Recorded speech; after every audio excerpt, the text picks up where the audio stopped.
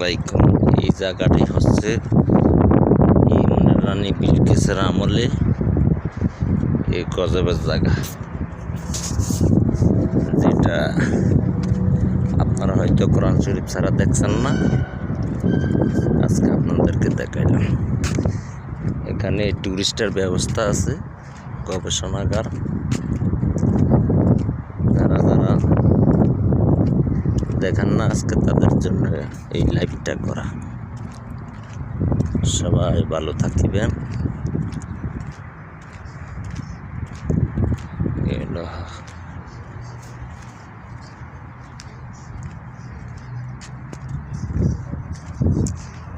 السلام عليكم.